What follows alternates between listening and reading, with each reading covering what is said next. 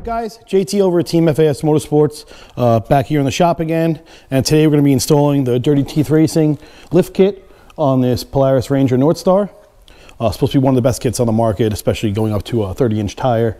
On this one, we took carnivores from Pro XP, put them on here. They're 30-10-14s.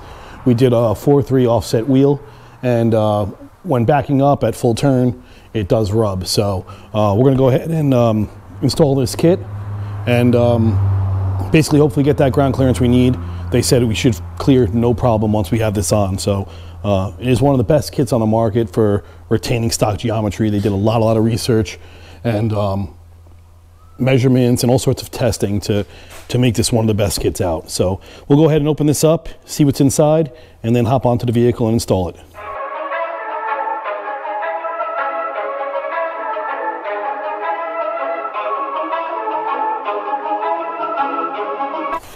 Okay, so that's the box it comes in. Let's see what's inside.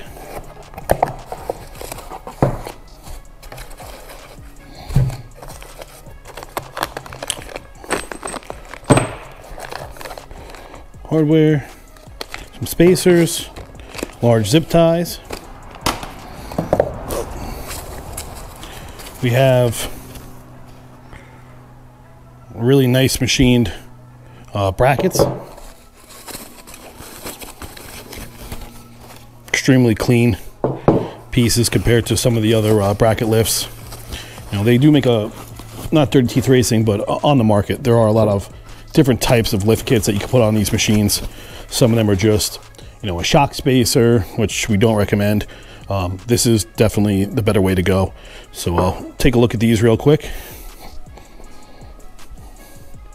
Just a nice machined piece here. So this will give you your lift and obviously your relocation for your shock.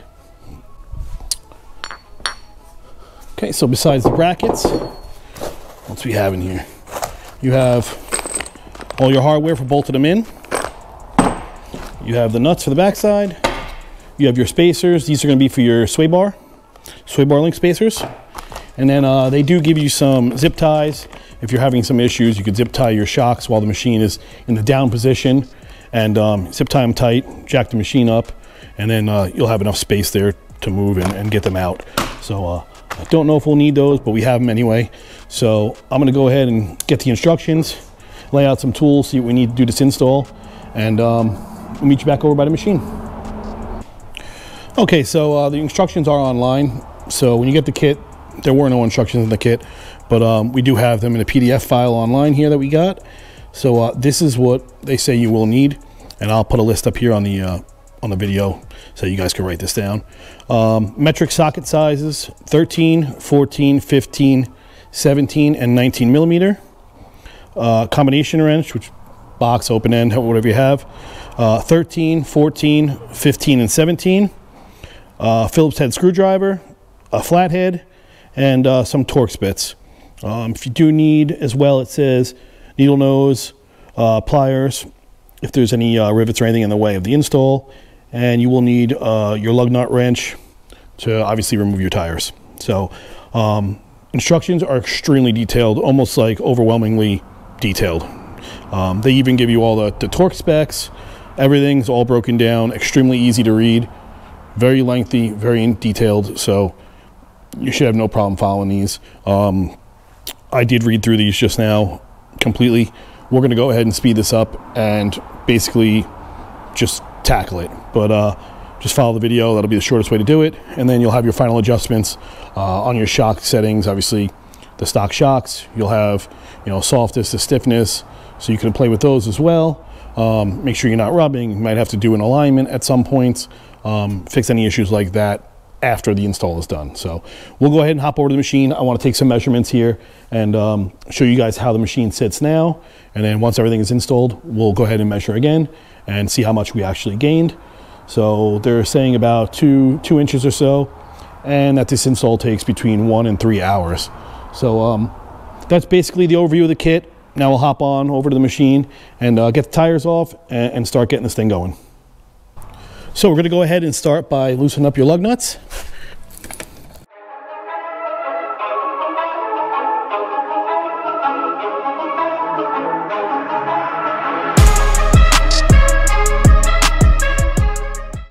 Once you got your lug nuts off and loosened up, obviously you want to do it on the ground so the tire doesn't rotate. I'll go ahead and jack the machine up and then start digging in on what we have to do here on the front end.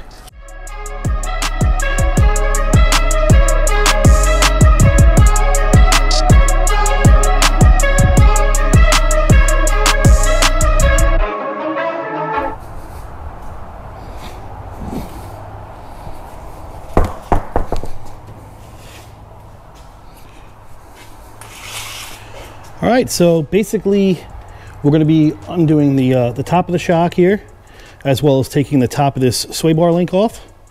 We're going to remove these, put the spacer on. Now you might not, if you were doing this by yourself like I am here, you might not be able to get this back on until the vehicle's lowered back down to the ground. So you could just do this one, you know, do both sides, leave this disconnected. When you get it back on the ground, you can start lining it up and be able to release the jack and raise the jack, get this back into place. So that'll give you enough threads to hit this the way you're supposed to. But right now we'll go ahead and take off this top shock mount, get the bolt out, and see how the new one fits into place.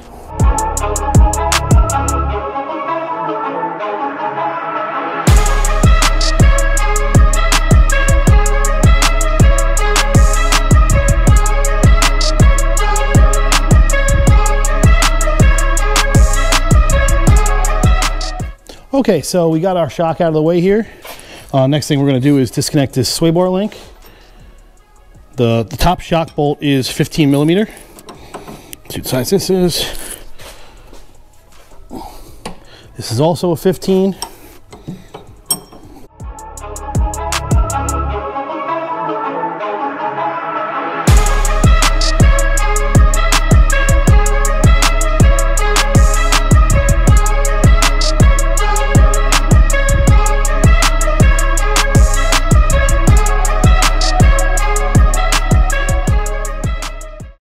That's going to be obviously your sway bar. It's not going to pop up right now because the other side is on, but I'll go ahead and remove the other side and hop back over here so we can just continue on this one. Okay, so now that I removed the other side, we'll be able to get this up and off of here.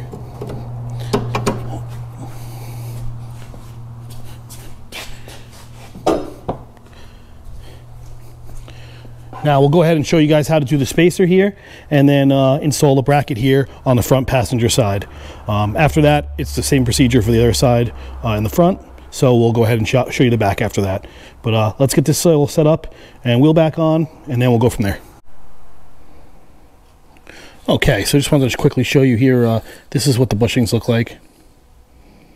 So where these will go is, you're gonna take this off, slide a bushing down, slide that back on, and then when you're ready to reinstall, this is obviously just going to come down.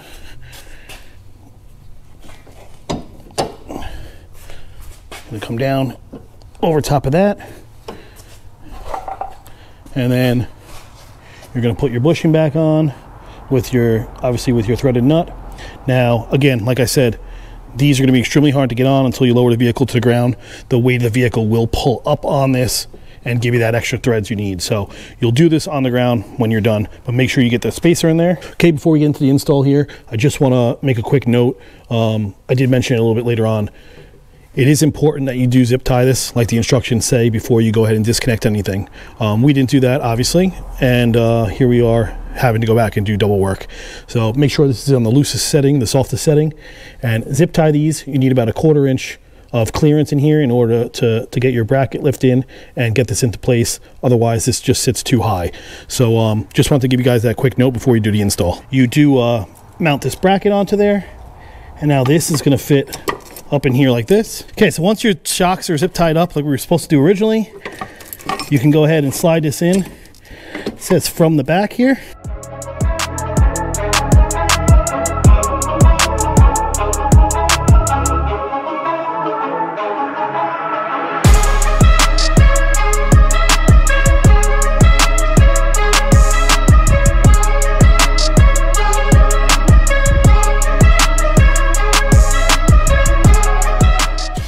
Once those are on, go ahead and get your nut on the back side of each one of them.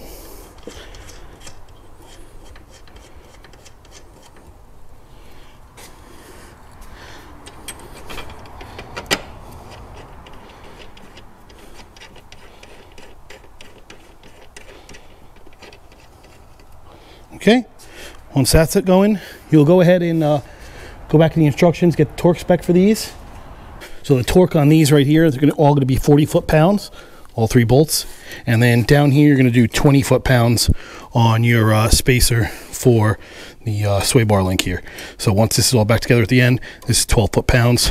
These tops, again, 40 foot-pounds.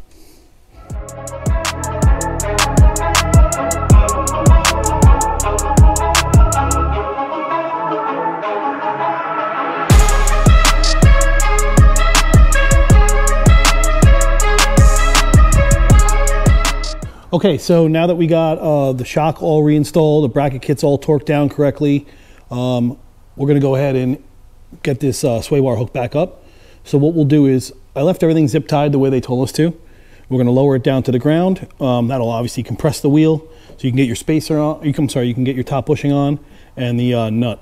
So we'll go ahead and do that. Obviously, your spacer's in here, and then these will get torqued to 12 foot-pounds. And that'll be it for the front end, and we'll hop over to the back and start that process.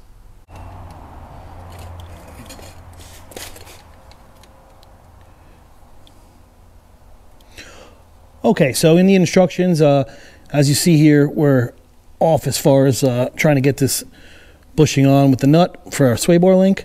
So the instructions say to just go ahead and get a ratchet strap here, which we did.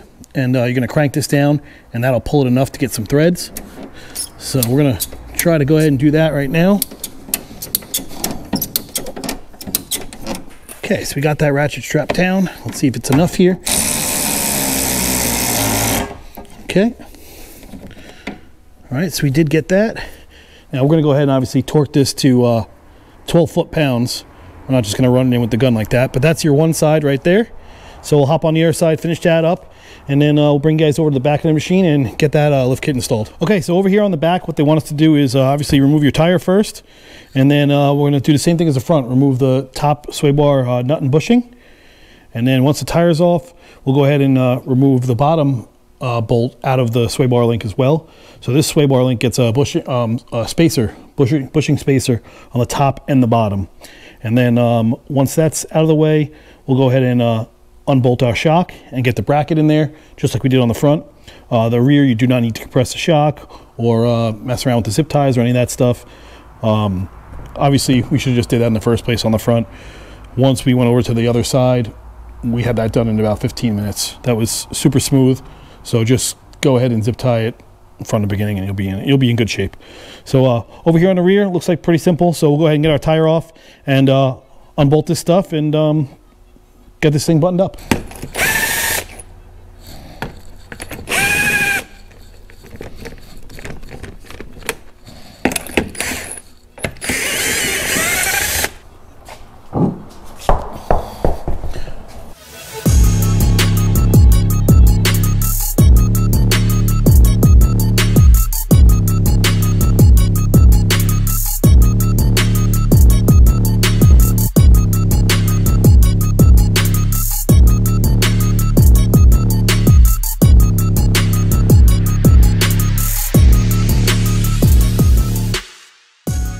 Okay, so on this, you are going to reuse your stock bushing as well, and obviously the top nut and washer, just like we did on the front. Obviously, you can't get this off yet. You'll have to go over to the other side, unbolt that one as well, and then you should be able to go ahead and move this up and out of the way. Okay, so once you get the other side unbolted, you can just go ahead and get this up and push that up and out of the way. So now you can take off your lower, and once that's done, we can go ahead and install the bushings. And that part will be done, and then we'll move on to the shock and the bracket. Again, on these, if you want, you could loosen it up. I think the main concern was the front, but we're going to go ahead and see how it goes and see if we have to loosen these or not.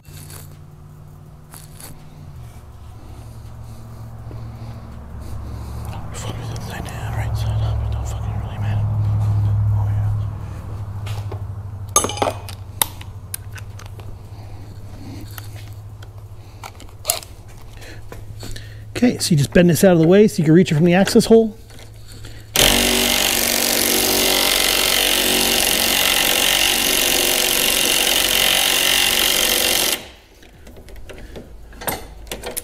If it's not coming out like this one is, then there is a spot on here where you can put a wrench. So we'll probably have to go ahead and get a wrench for that, and then we should be able to get this off.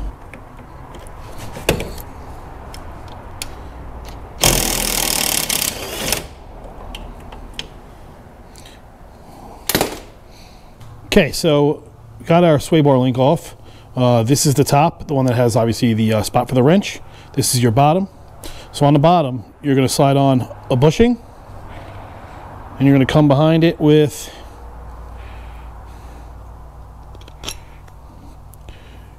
your other bushing, the stock bushing with the washer. Then this will go through, back down to the frame, and you'll go ahead and mount your other one, just like that.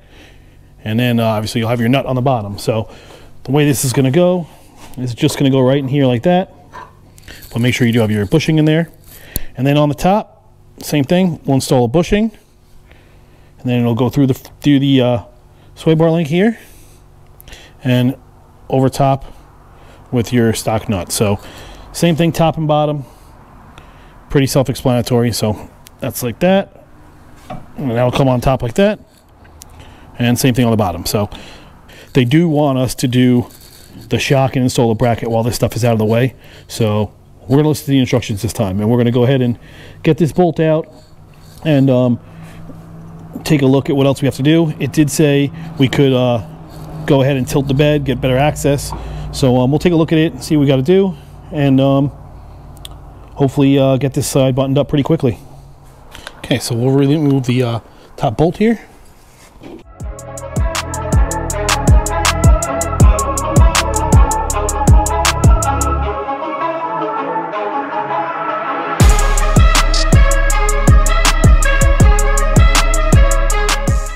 Okay, now that you got the nut off, you could just go ahead and just try to get the shock out. You might have to pull up on the arm a little bit to release some tension, like that.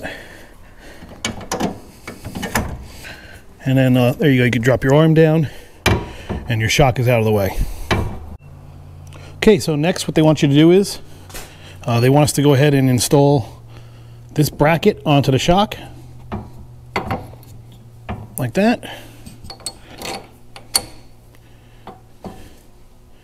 And go ahead and get your nut on there as well.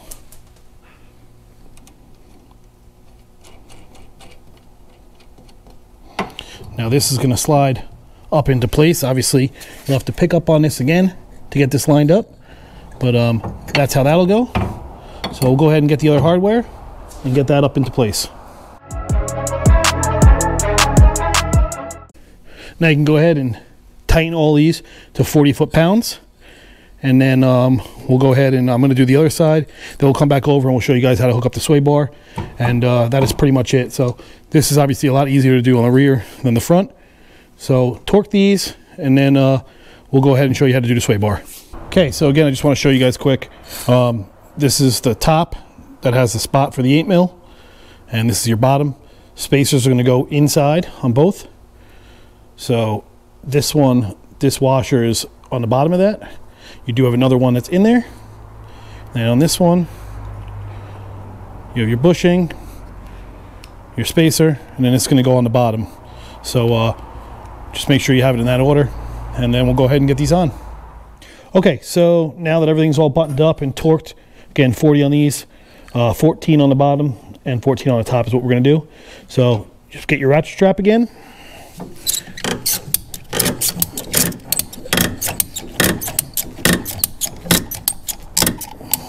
You're going to pull that into place. And we don't have enough yet, so we'll just keep going.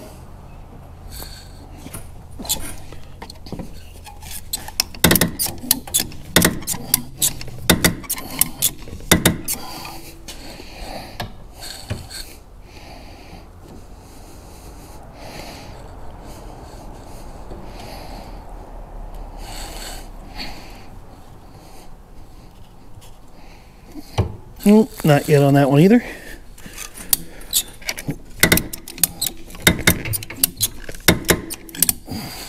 Okay, so we're having a hard time with the strap here, getting enough threads on this to get it to finally bolt down. So what we're going to do is, we're obviously on the lift, but you can do it at home with a jack. We're going to lower it down and put a jack stand underneath here, and hopefully that'll compress the shock up enough where we can get some threads on that. So we'll go ahead and try that now.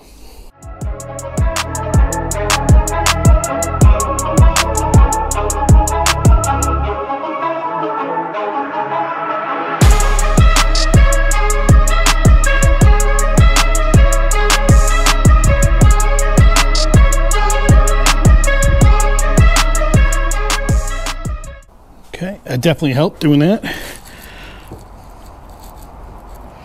Yeah, okay. So that one's on. We'll go ahead and make sure we can get the other one threaded, and then we'll torque these down to 14 foot-pounds torque.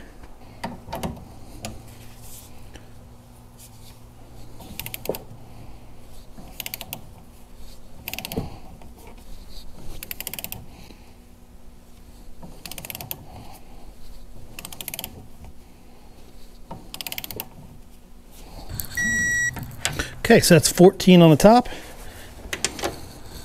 I'm going to go back over to the bottom and do the same thing. All right, so we are fully installed here. We torqued our wheels. Everything's to spec now. We did take it for a ride. Make sure your suspension's settled out. So what we're going to do now is we'll grab the tape measure again, go back through, and just get a measurement to see how much lift we actually gained. About 15 and a half. Now let's go over here to the back.